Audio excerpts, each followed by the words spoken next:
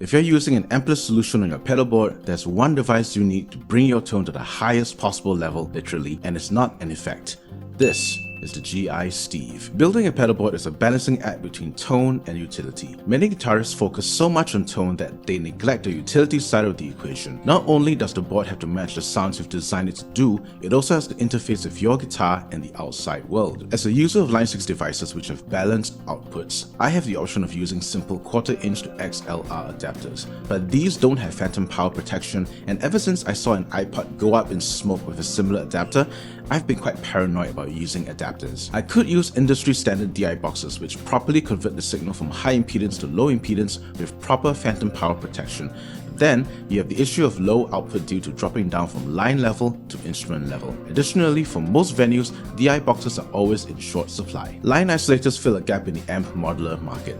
They essentially perform the same function as DI boxes to convert high impedance to low impedance signals for the front of house, but at the additional benefit of sending line level signal to the front of house, not instrument level. This is a critical difference as the volume difference is gargantuan. Personally, having played at several church venues where sound crews experience difficulty matching gain levels, and then there's the penchant of turning the electric guitar down in the mix, sending a hot signal and turning it down is more practical and less headache inducing than sending a soft signal and turning it up. Pinstripe Pedals Daiso Plus and Walrus Audio's Canvas have dominated the line isolator market, but these devices are expensive. Enter TrueJoy devices with the Galvanic-Isolating STEreo VEctor, GI-ST for short, entering the ring. It does the primary job of a line isolator, has parallel outputs, mono summing, which are all great utility points, but there's one feature that I supremely appreciate over the Daiso Plus and the Canvas: a headphone output. Taking a look at the pedal boards on the forums, it's clear that our modern devices with headphone outputs aren't always at the end of the signal chain. Whatever you wanted post-amp delay and reverb,